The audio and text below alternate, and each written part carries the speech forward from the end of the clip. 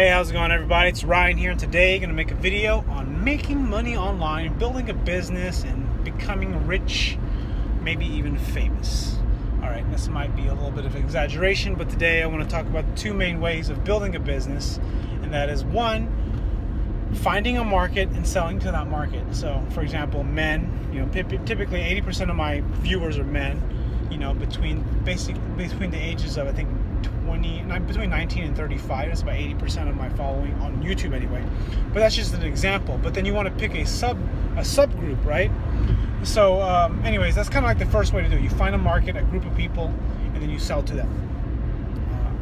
Then the other option is to first build an audience, right? So you can start a YouTube channel, a podcast, a blog, whatever it may be. You make something that is essentially, you just start to make something. You start to make stuff. Like you start publishing blog posts, you start making videos. Like I'm making a bunch of random videos. So I'm using this as an example because I want to get my thoughts into an article that I want to write, or that I'm going to write. And that's simply that the best way to be successful in business is you have to define a group of people to sell to. And then what happens is you have an idea that's really that's worth testing on that group of people, or that market. For example, powerlifters, for example, CrossFitters, for example, personal trainers. You want to pick a very specific, well-defined group of people that wants to buy the product, or that has an interest in that product. There's one thing to have interest, but then another thing too is to have interest to actually buy it. Because some people might like to learn about squats, maybe deadlifts, but a lot of people don't want to pay for that kind of stuff, I'm pretty sure. I mean, they'll pay for it in person, but typically you're not going to find a lot of people that will pay for that online. I mean, you will, but not like, for example, fat loss. People will pay for a fat loss product online. Weight training product, not so much. Or just as an example, that's just an example. It's a crude example, but it's an example. And I want to get this idea out there because one of the challenges that I have is trying to figure out who I want to market to, who I want to sell to, because I do want to express myself in some way, just like I am now, but I want to be a little bit more methodical about it. I understand that I don't have to be, but I want to be, because I just try to think about John Morrow, who's one of my favorite bloggers. He calls this your zone of magic, and I'm trying to find my zone of magic, whereas I'm finding something that you want to watch or want to read, right? Or my market wants to read, but then it's also something that I want to talk about and write about and create content around. So sort of as I talk about this and I talk to you as my viewer, what I'm trying my best to do is see how it is that I can essentially explain how to make money online. Because I mean, making money on the internet is not easy, but it's very simple. Like it's what makes it so hard, at least where I'm at right now, with building my own specific brand that I want to create, or business that I want to create, I should say, is figuring out who it is that I want to sell to, right? Who is it that what people do I want to help, right? I'm a big Tim Ferriss fan, and for those that read the 4-Hour Workweek or listened to his podcast, I kind of find it that I like his audience, because I'm part of his audience. So I kind of want to sell to an audience that I'm a part of. But at the same token, I almost feel like that they have to want to buy something. Well, I guess they don't have to. See, I'm thinking out loud right now as I make this video. So really what I'm thinking about is kind of like, what do I want to write about all day? So that's the question. What do I want to write about and talk about, make random videos about all day that I can always make about? And I can tell you right now, as I think about this, I want to talk about stuff that I'm trying to get better at. I mean, that's really what it is. And unfortunately, that's humongously vast, and that's not very good when you're trying to build a business. You need to be specific, but I'll start there.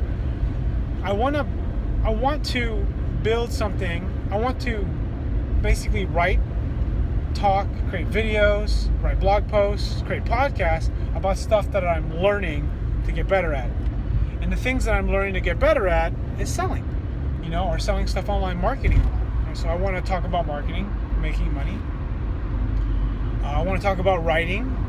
I want to talk about publishing content and marketing. Those are my interests. But I'm also interested in fitness.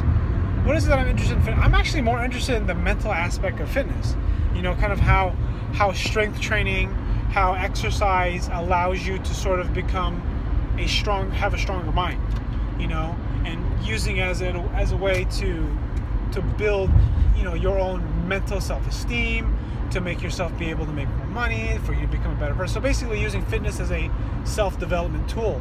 I know that for me, like I have a blog, it's ryansaplin.com, and actually the name of the blog was Fitness Self-Development, you know, because that's kind of like how I approach life. It's using fitness to develop yourself. I listen to podcasts, listen to audiobooks while I exercise. That's one of the reasons why I don't like to read a whole lot, because I want to move, you know. I feel like that I should be listening to a YouTube video or something like that. So that's kind of what I'm thinking about, you know, if you want to, but I also want to teach something of value, right? So, because the thing is that when I teach something, I learn it better, I learn it more deeply, you know, and I like to, and that's sort of like what I really want to do, is I want to teach the stuff that I'm learning, or the things that I want to get better at.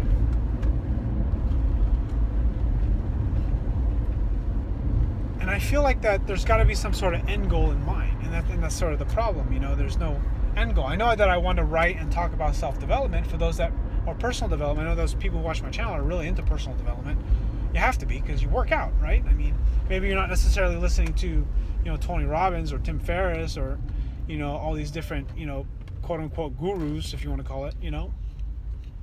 But what you're trying to do is you're trying to find ways to get better at whatever it is you're doing. You know, so that's kind of why you may browse YouTube videos to watch things or listen to things, or you watch. I'm actually curious if you listen to YouTube videos more than you watch. You know, I probably watch maybe 20% of my YouTube videos. I actually listen to about 80% of them probably. Some other things to think about that I want to get better at is being a better parent. You know, being able to take care of my kids and teach them stuff. I guess really. Is a be better. So I guess what I'm saying too is also I'm trying to create this sort of universal theory of life. And what I mean by that is, you know, like I have goals to become wealthy, to make lots of money, but I'm learning that life is not about that, though income is important still, you know. I mean, I'm not going to be, you know, I'm not by any means a charity, but I do want, you know, $2 million a year is what I keep saying, telling myself as a goal. Or $4 million after taxes, or $2 million after taxes. So that's kind of like what's in my head. So thinking about this for a second, for, you know, kind of like what my goals are, I know that a big part of becoming wealthy is being able to be a good communicator. And then being a good communicator means being, you know, a good parent, and being a good husband, and being a good friend, making good videos, I guess. I know it's a little bit weirdly how I connect things, but I kind of want to sort of find the magic, I guess you could say, or the few good things in everything that makes everything work. Well, that sounded kind of cool, but weird at the same time, you know, because, you know, one of the quotes that I remember hearing a lot, which I'm still trying to figure out in my own head, is, you know, how you do anything is how you do everything. So if you have a messy car, you know, you might have a messy life. I have a pretty messy car. I guess I have a messy life, you know, and that's oversimplified, you know. It's just, but so my rebuttal to that is that it's an oversimplified definition of life. But I bring that up because that's just, I mean, it's a quote. It's something to sort of live by, or more not live, I guess, kind of live by, but more so like kind of contemplate about, think about, philosophize about, right? Because how is that true, and how can you make that work for you, right? How can being a better salesperson, marketer, make me becoming a better husband, you know, a better father, being a better parent? You know what that is? It's really simple, actually. It's because when you market and you sell to people, really and to become successful at that is really knowing what they want. And to know what they want is you got to put yourself in their shoes. So if I'm selling fat loss products to women, or muscle gain products to men, or weight loss products to men, you know, I'm going to talk about things that bother them, you know, like being able, I don't know, for men, maybe being able to take off your shirt off the beach. That's kind of a cliche thing, old school thing, but that's just an example, you know, that might be something important. I don't care about the beach, and I don't care about I do care about taking my shirt off the beach, but I don't want to go to the beach. But I'm just saying, as an example of putting yourself in some person's shoes, right? And seeing the world from their view, and seeing what it is that they want. and then being able to say. I mean, just think about this, right? Okay, so this actually, I'm coming on to something really cool right here. So when you are fighting with your spouse or your significant other, your girlfriend, your boyfriend, whoever you're fighting with, right? Having an argument, debate, your best friend, right? And you're getting heated, right? You're having arguments, right? You're yelling at each other. Maybe you're talking about a sensitive subject, and you're being smartasses to one another, saying a bunch of sarcastic remarks.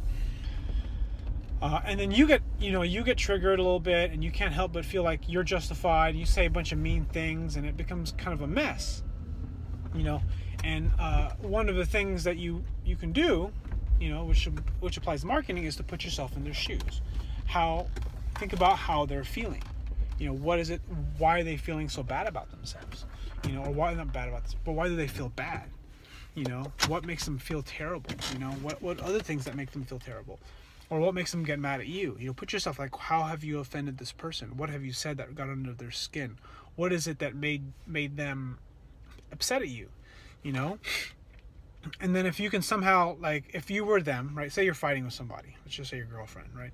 You're fighting with them. You're having a fight, you know, or maybe your parents, who knows? And just imagine, put yourself in their position, right? Put yourself in their shoes. Look at the situation and then pretend to be mad at yourself.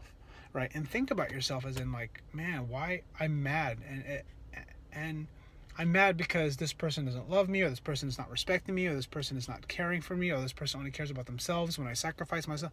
You know, this person feels mad because I'm doing all the work. You know, like I'm getting confusing. I know if you're still watching this video, you're like one of the few, and I really like you. Thank you. So you're fighting with your girlfriend, okay? Or you're fighting with let's fight with your wife. How about that? It's easier, you know, because I'm married, it's easier for me to relate. And they're mad because you're not helping out enough, right? This is actually pretty common. And the wife is mad at you because you're not, you know, doing enough. You're not appreciating them. They feel underappreciated. They feel sad or whatever. And so kind of, you know, and you're mad because, you know, you're trying your best, or you feel like you're trying your best. But then if you take a moment and you put yourself in their position, right, and you go and put yourself in their shoes, and you think about looking at yourself, right? So you become the wife, you put yourself in their shoes, and you think about, I'm underappreciated because why, right? And that's hard. This is actually hard to do. I mean, because you can't really put yourself in someone else's shoes. It's actually very difficult to do. It's actually very hard to even listen to anybody if you think about it, right? So in order to sort of make this work, this is kind of like what marketing is. It's also relationships. You know, it's being able to, you know, like one of the things that I've heard in some arguments with people is, you know, actually it's my personal, it's like, you know, what do you want me to say, right? You'll say it in kind of like a rhetorical way, right? What do you want me to say? And when I heard that, I've heard that a bunch of times, and they're not really asking you the question, they're just mad at you. But you think about that for a second, what do you want me to say? Like, what would be the perfect thing you could say? Because I think a lot of us can say that I know I'm good at finding the meanest thing to say. Basically, things that are so funny, they're freaking mean as fuck, because I know the meanest thing to say. And I thought about this idea. What if I just said the nicest thing? You know, what if I just said the nicest thing? What's the nicest thing I can say today? What's the most respectful, most generous, most beautiful, motivating thing I could say to this person right now? And that gave me just a little bit of a goosebumps there, because I'm like, wow, if I could do that, my life would be amazing. How can I do more of that? You know, even the way I'm talking, my voice changed a little bit. My mannerism changed a little bit. I'm calmer. Like, I'm just thinking, how can I be generous towards the other person? How can I give? You know, and this is what the problem is. It's I don't like to give. You know, and it's I think I have to remember that making these videos, like literally I'm making this video, and probably around the 5-minute mark, I wanted to stop. I was gonna scratch it off, but I kind of pushed through. You know, this video will probably get 20 views, but you know, I'm just trying to like find a way to like, you know, share this message that I have, or this thing that I want to talk about, and trying to figure out what it is. And you can probably tell by now that I'm overthinking it. But I think I'll end right there. Thanks for watching.